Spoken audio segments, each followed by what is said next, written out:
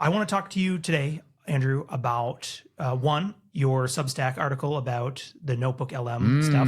Yes, because with Google's Gemini, yes. Yes, because artificial intelligence and podcasts, well, we're sitting here using artificial intelligence and we're recording a podcast today. So, what do you say? Should we just jump into it? We should absolutely jump in, because, I feel as if I'm old here. I'm sure everybody else has discovered this before me, but I was blown away by this capability that you now have to get AI to make a podcast. Initializing waveform. Modulating signals for transmission. Exploring the possible, probable, and preferable futures. Welcome to Modem Futura.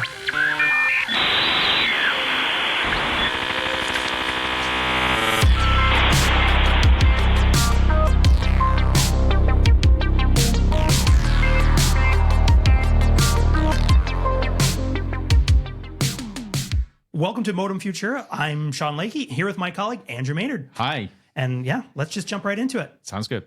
So you've listened to the stuff, haven't you? Yes. We should probably say what this is. Yes. So, was it Notebook LM? I've got to get this right. It's okay. Google's Notebook LM. So this is Google's platform as part of their sort of ecosystem, where you can put stuff in, whether it's notes, web links, or documents, and you can start sort of having conversations with it, with the AI sort of being the other part of the conversation. Yeah. But here's the really cool, weird, disturbing thing. They have an experimental feature where you can get AI to create an audible summary of your material. And it does this audible summary by creating a podcast. And you have two podcast hosts who banter between each other in crazily human ways. So it's sort of based on a really engaging podcast between two people talking about material. They bring in other perspectives and sources when they're discussing your material. It's full of interjections and breaths and sort of humor and stuff like that. And it sounds crazy realistic. I know. Yes. And I'm like, is there banter better than real banter? I don't know. It actually gets a little tiring after a while. So I wrote this Substack where I think I have 4 of these or something. And by the 4th, I was getting a little tired listening to them. Yeah. And so you're right. So I just want to back up. So Notebook LM, I think the origins of it, right, it was in response to all, the AI arms race, if you will, between OpenAI and between Google.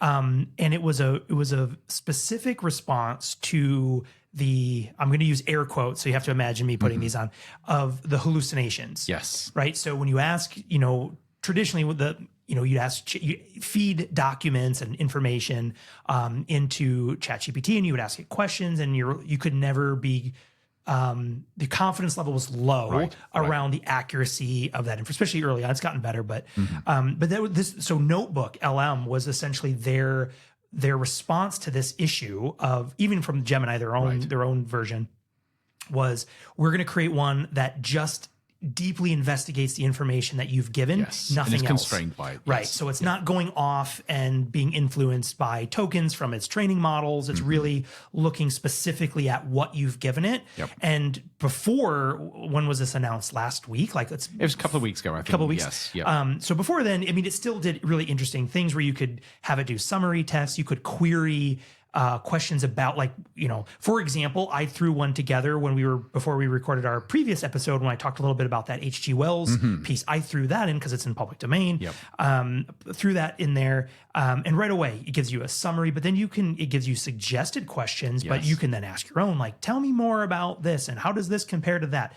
And you get that magic sauce, if you will, from a generative AI tool. But again, it's constrained to the information that you give it predominantly. But now, as you mentioned, they are and this isn't the first we've had Gen AI created, again, I'll use air quotes, podcasting or audio content.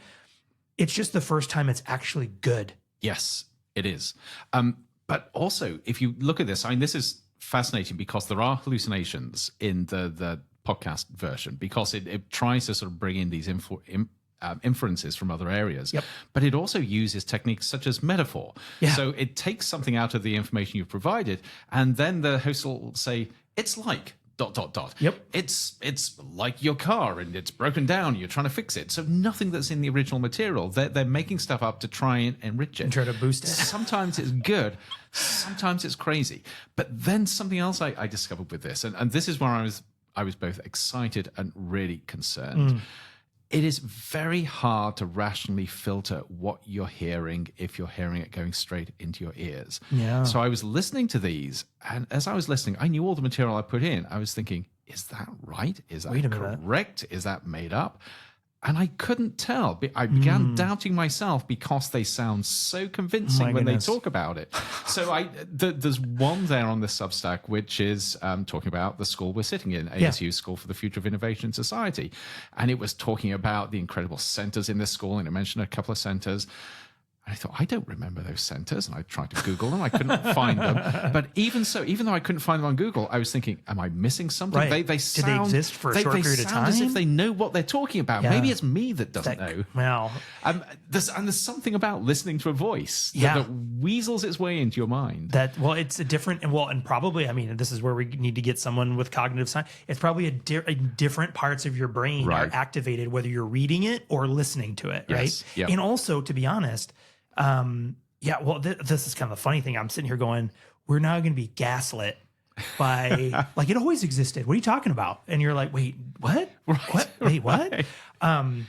You can even feed it stuff like, I did this. I was like, well, let me play with this. I threw it my own website. Yep. And then and it's like one of these things, the same kind of thing. You're like, comes back and says, you're the man, Sean. I felt so good about myself. But it was funny though, that I think I came to you and told you afterwards, I'm like, it was kind of shameful to admit how easily the flattery worked. Right. Where yes. I was like, this is not that good, but it is saying really nice things about me. So, maybe it's not so bad. Not so bad. Yep. I mean, and to be honest, who doesn't need a personal hype? Right. There we are, yes. We could all benefit from that. There's so much negativity in the world. We could all benefit from a little. So what nobody knows is you've got this on a personal loop.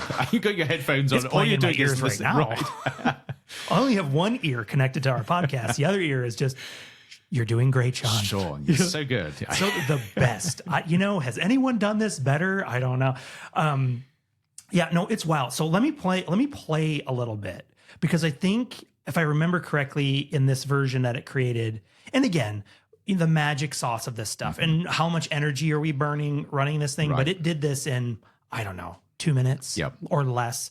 It built this thing, but I think if I remember correctly, the AI podcast authors will pull, and again, this thing with H.G. Wells has nothing to do about Time Machine, and they reference his other works, which is interesting. So let me I'll just play just a moment, a couple seconds of it until we get sick of it or threatened by it. One of the two. Welcome to today's deep dive, and we are going way beyond the Time Machine today to explore really the mind of H.G. Wells. Yeah. You might know him for like his iconic sci-fi, but this guy, he was also a pretty forward-thinking social commentator. Absolutely. Like really, really ahead of his time. They even interrupt each And other. what's so fascinating about Wells is this idea that we could almost study And the it's the future and Oh, pauses. not not like, fortune telling, right, but looking at trends, looking at possibilities. Yeah. And that's something that I like that. Yeah. That we can kind of get a handle on. Yeah. That so right there we're diving into his is good. 1913 essay, The Discovery of the Future, Okay. to see how his ideas hold up in our modern world. And Isn't that wild? How does the AI know where to put the Isn't that what? So the irony here is, if you've worked in like podcasting or audio production, even video production, how many hours humans have spent taking removing the ums out. And now AI is putting them back in again. And now it feels like such a waste of time, where that is the marker of authenticity, is the giving those audible mind gaps while thought process is taking place. Yes. I just did it right there, right? And now I'm very self-conscious of it. So now but this is what makes it feel so human. But just listening to that as well, you've got the editorializing. You've given it material and it provides a context. So the AI is deciding how to contextualize it, how to frame it in a way where it tells a particular story, going way beyond the material. Yeah, it's fascinating. And you pick that up quickly. And, as you said, you can spot issues with it the longer you sit with it. But I feel like, especially with maybe more known subjects or individuals, because there's so much more to draw on that's been in training data, right? Yep. I mean, H.G. Wells, so much of that information is one in public domain, but also historically available for everything. But but even again, putting stuff in like my own stuff or going through, on your Substack, just again grabbing different websites and different content for like schools or programs and dumping it in and then listening to what it says, you can catch these little weird. I think one of them I caught somewhere was the line was, they were trying to say like, I stopped and went, whoa, look at this. And it was really mechanical. Right. Yes. So thankfully it's not perfect yet. But this is the first iteration. You've got to believe it's going to get substantially better than this. Well, this is the worst version probably that they will release at least. And it's really interesting to see, because originally I've been following this space for some time, and also host a different podcast, Learning Futures podcast, where we were was hosting with Punya Mishra, so great colleague and friend, friend of the show, and all this kind of stuff, and we'll have him on here at some point. But we were doing some experimentation with Adobe, had some podcasting tools. And the idea was you could record your podcast in their tool and it would clean everything up and do all this stuff. But it whitewashed his Indian accent. Wow. Completely. It's he loves showing and kind of sharing it because it is so aggressively whitewashed. Goodness. It's quite comical. Like when setting aside the awful bias that's at play, what it's doing, but it was terrible. Right. And it was this really interesting. So it worked fine on my voice, and Punya would record and we play back his, and it sounded like some guy named Steve or it was really, and I'm laughing, but it is quite shocking. Yeah. And that kind of goes back into some of these things that we always talk about with these tools is but even ask yourself this. So you listen to those two hosts. What's the image you have in your mind of what they look like? Yeah. Well, I can tell you the guy, I can see he's got glasses, a big bushy beard, and kind of has more of like that hipster interesting. vibe. So he doesn't have the beard in my head, but he's definitely white. Yeah, they're both white in my mind, right? Which is also, again, it's playing down how we associate these voices with. Right. And what I would be curious, and I would like, because other tools like 11 Labs and other things, you can choose a variety of profiles. And I'm hoping that that'll be an evolution of the tool that will be able to either just completely randomize or intentionally select other sort of voice profiles that are more representative of... But how do you feel if we get to the point where you can record yourself and the AI learns to emulate you? So now one of those characters is you. Yeah. That's weird. Yeah. And you can do that. You're already. right. I know. We've already got the technology. 11 Labs, I just mentioned them. They will allow you, and I'm sure, hey, there's an AI for that. There's a tool every day, I feel like. But even 11 Labs, because they've been around for, as far as these AI tools go, it's been around forever, which means a couple of years. But they already offer that option where you can train it on yourself so that you can do exactly that. You can feed it text and have it read back as Andrew or read back as Sean. So this is where people listening are going to be waiting for that little disclaimer at the end saying, this was brought to you by an AI. Now nobody's going to be sure. We might be demonstrating that we can't do the banter as well enough, so that they're going to want the AI. Oh my god, this is like the audio captcha. Like which one is AI? Well, if it's too good, it's not human. Well, I will say, at least for the this is our canary. Okay, for the foreseeable future, this was not done with artificial intelligence. Trust us. The moment we stop saying that, perhaps there's your clue. I don't know.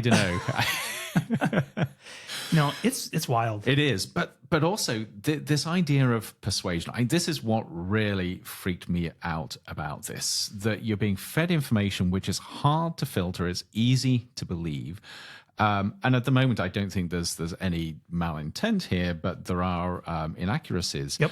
How ripe is this for beginning to sort of nudge people to believe and think in certain ways that maybe aren't that healthy? Yeah. Well, I mean, I think always at play with these is questioning what am I getting? Right. Where is it coming from? But yeah, I mean, I think there's a major challenge with not just with audio, but this is another component because there's the visual elements, there's the text-based elements of, is this and if you use these tools long enough, you become very quickly aware of where their shortcomings are. Right. And that I just did this the other day. I was trying to get it to generate a citation for something that I wrote. Right. So I know it more than anybody. I put it in there and it keeps giving me the wrong date. Right. And I'm like, oh, come on. And then, but what that does for me anyways, it undermines my trust in the accuracy if I use it for something else. That's right. Yes. Which is actually probably quite healthy. Yeah, I think so. Yeah. But that's because I use these tools a lot. Right. And I think there is a danger of people who are going to be exposed to either the output or exposed to the platform without that sort of journey of seeing how these things have progressed, right. and then take it as, because I think this has been a challenge ever since there's endless examples of ChatGPT, especially in the early days of it, of creating just wild nonsense and things. Yep. But it does so with such a convincing. See, that's it. Yes. And even if you look at OpenAI's evaluation of the safety of these platforms, their system cards, they actually take this area of persuasion really seriously. And they ask, is their technology so good that it can begin to nudge people, and where are the dangers there? And it's actually very gratifying to see that they take it seriously enough that they work out where the danger points are and how to pull away from them. Yeah, and that's incredibly important because, as we've talked before, this idea, of unintended consequences and being careful. Right. Because, a tool can be, no technology is neutral. Right. I mean, it carries with it all of the imbued biases and things that are, it's a mirror. It's the sum of its human parts. That's exactly it. Right. Yeah. It's a reflection of who created it. But with that is also being very careful about not giving, I think the way I've expressed it before is not giving the myth to the technology. Right. Yes, like not accepting that it is better because it is. Right. Yes. And really challenging that and being careful about it. And I think, and I don't know if this is one of those things where I see it, so now I see it everywhere. But I don't remember a time previous to ChatGPT where I saw the word delve so much. Right. And I'll be curious in a couple of years' time to look back and look at the word graphs and see where like ChatGPT was announced in, fall of 22 or whatever. And then all of a sudden in the English language, the word delve making this monumental appearance. Yep. No, and I think we're actually seeing other things. So something we may cover in a later podcast, I've actually been playing with ChatGPT to write novels in a fairly sophisticated level.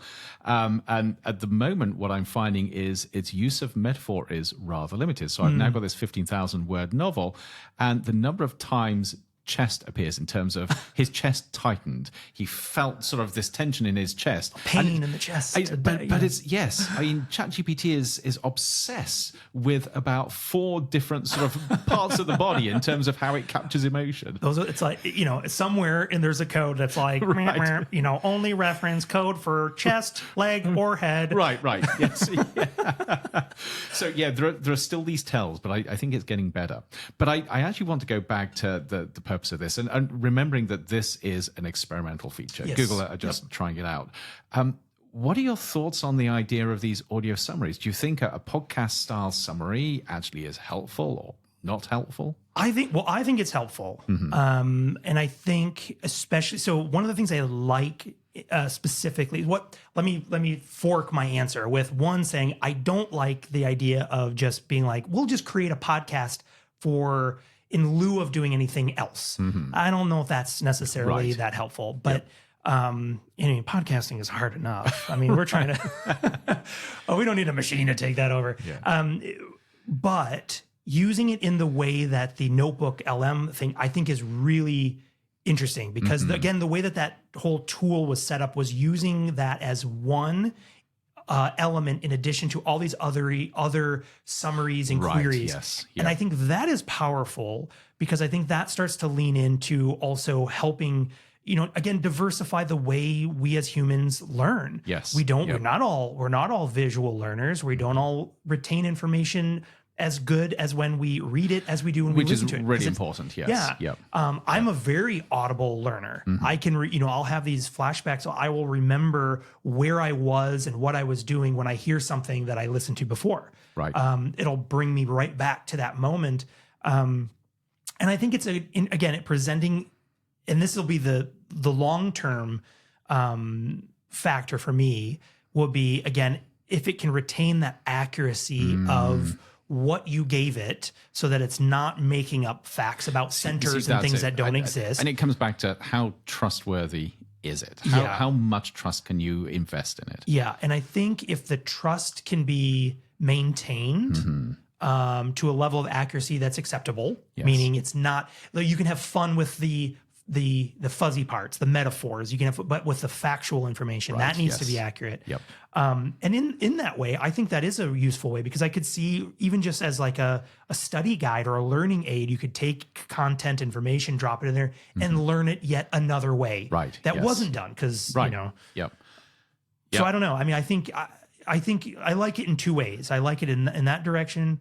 But I would be very cautious about this idea of like, well, we'll just turn it into a podcast because that's going to be better. Yep. I don't know if that's true. I'm really tempted to try this out with my students. Not that we should be experimenting with students, but just we always get IRBs. Yes, just to underline that. But just in terms of thinking about assignments, setting them an experimental assignment where they capture their notes on something, so they've got sort of their rough, unformed, unstructured notes, and then they ask Notebook LM to create a podcast out of it. I would be really interested to see how that works. I think even I would agree. And I think one other piece that would be interesting, also just as an observation, is let's say we have, to make things easy, we have 10 students or 100, a nice round number. They all put the same course provided study guide, whatever, into this thing. Generate a podcast and to look at the differences between the podcasts that are made. Interesting. I'd be curious, like what the variance is between those, if it's being fed the same content and what it does with that. Because, I'm not sure with that particular tool, if it takes into account the other pieces that you are adding into it or the query, the conversation that you're having. I don't know how much that would, how much that is taken into account. Yeah, I don't know. So it feels actually like a lot more research is needed into both how it's working, but also you can see avenues for developing it as well. Yeah. No, I think it's really fast. Well, it's certainly one to pay attention to because it is, and play around with it. It's so 100%. Easy to play with. Yep, it's very easy. It's very fun, and it's quick. So, and again, if you ever are having a down day, throw in some information about yourself, and Sean, you're the man. It's like the daily affirmations. Right. So, one other thing I wanted to pick your brain about today, is there's I suppose like many weeks, it has not been slow with AI news and things like that. But recently we also have OpenAI's GPT-4 O1 Strawberry. OpenAI O1, I think is. That's the way we're supposed to say it. So it's like a reset. Okay. O1. And I was thinking about that. Do you think they use the O instead of a 0 so that it's okay? This is going to go out to all of our programmer nerd friends here, because when you write the number 401, it does camel case, which is very similar for like when we, in coding to use camel case so you can see things when they're. And I'm like, is that the reason? I wonder. I have no idea. I'm sure I've read something about their rationale, but I'm not going to hallucinate and make it up. That's your proof that I'm not an AI. We'll crowdsource that. Somebody knows. Tell us. Yeah. So Strawberry, the claim is right that it's not a new model. It's just well, actually, it's a different sort of architecture. So you've got this built-in chain of thought reasoning, and so this idea of getting an LLM like ChatGPT to reason through its response, do something very complex. It's been around for a while, and people have discovered you can write prompts which force it to sort of go through this logical process. What they've done is they've tweaked the architecture of the model so that is built in. So whatever you ask it, it'll not only go through a logical sequence of thinking inverted commas through how to respond, how to sort of parse out the question, and then how to construct the answer. But you can actually see its steps, which is the really cool bit. Yeah, yes. And because there's an inherent black box with these. You throw your query in and you get something, but you don't get to see, especially with something complex that we know as humans when we're working through these, that it's not a one shot. That it's like, first you must do this, then you must do that, then you must do this to get at what you're going for. Yep. And that's the promise, right? That it breaks this down and show. Have you had I have not experimented with it much. I've played around with it and I was impressed. Okay. Especially, it's got a very different feel, very different vibe to it than GPT-4o. Okay. But in terms of just seeing the process that it goes through, I found it absolutely fascinating. And it does lead to more robust answers. It's not accurate all the time still. Sure. But certainly that reasoning process, I think it does advance things. Perhaps more importantly, we're beginning to see the evolution of these systems. So we started off with fairly simple LLMs. We're now beginning to create a more sophisticated architecture and beginning to create a whole ecosystem around them. So you can actually have AIs where, even though the fundamental technology isn't extending that much, we're beginning to create more robust artificial entities, if you like, out of them. Yeah. No, I think it's fascinating. I think, as we sit here waiting for, the inevitable Chat GPT 5 or whatever. Whatever that will look like. I don't know. And there are huge questions around whether this is sort of a progression which is going to continue, or whether we're sort of hitting some limits with the technology and we need another breakthrough. Yeah. And I think, and that's an interesting, so I'm glad you brought that up, because that segues us into the last sort of bit I had on my notes here to talk about today, was this announcement from Fei Li, who has earned the name, the AI godmother, sort of. I've never heard if she likes that term or not. I don't know. It's a little weird, but I mean, it mirrors Jeff Hinton sort of being called the Godfather. Sure. Yes.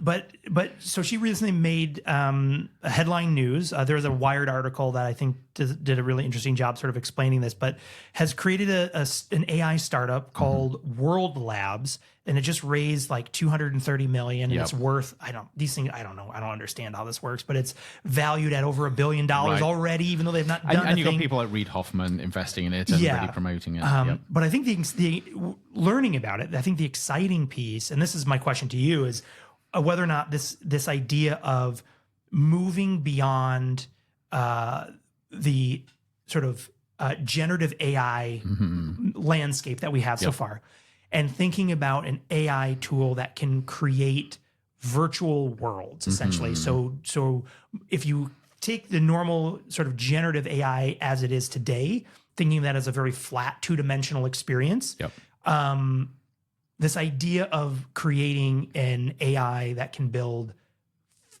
air quote, physical worlds. Right, yes. And actually trying to understand the nature relationship, and structure. right? That these things, that these items can exist in each other's spaces. Yes, So I'm fascinated by that. Yeah.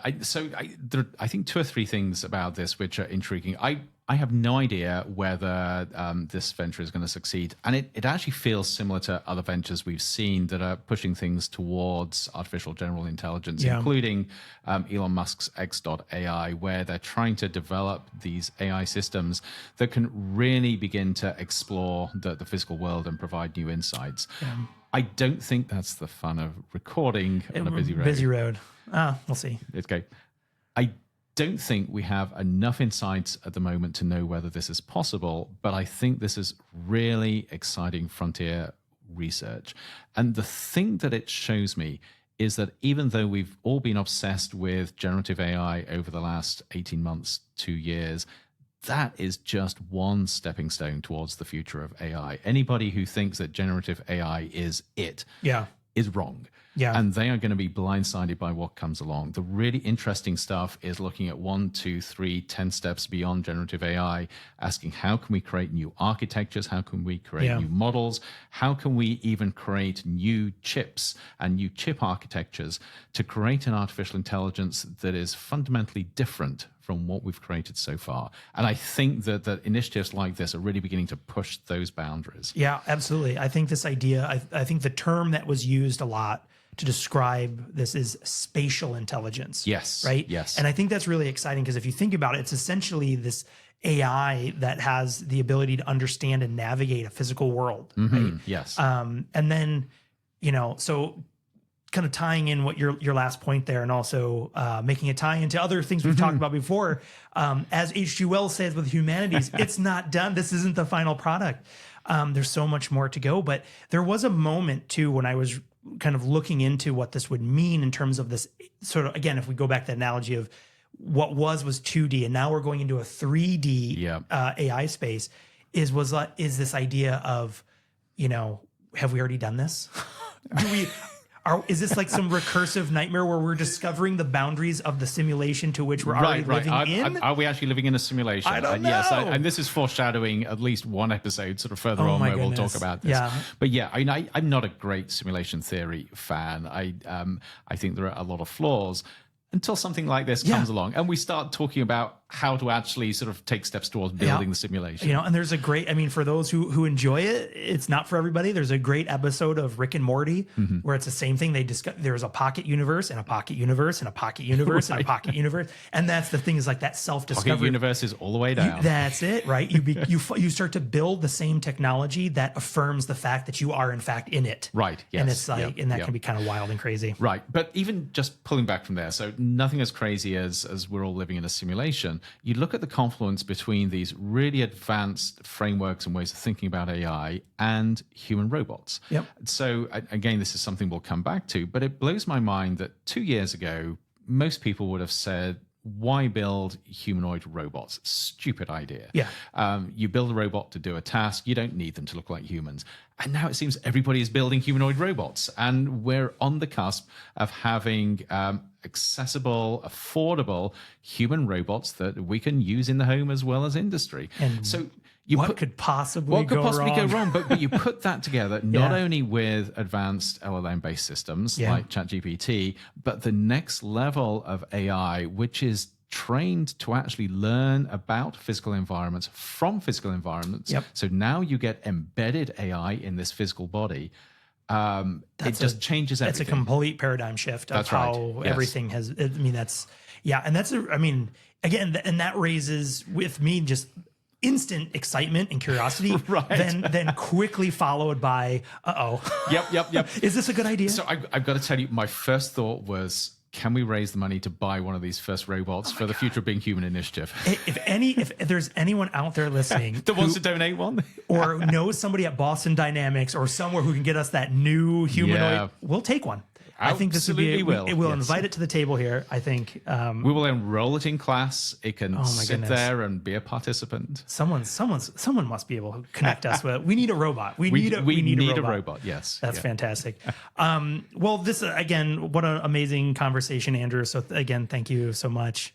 This is so much fun. This was great, my robot AI friend, with your little earpiece telling you how great you are. Sean is the best, and so are you, Andrew. I appreciate it. Awesome. Well, again, from myself and from Andrew, thank you all for sticking with us. We'll drop a bunch of the little links and things, stuff we were talking about in the show notes, so you can catch up and also catch up with all of our other work along Andrew's Substack, our website, and all kinds of YouTube channel, all kinds of fun places where you can, just continue to hang out with us.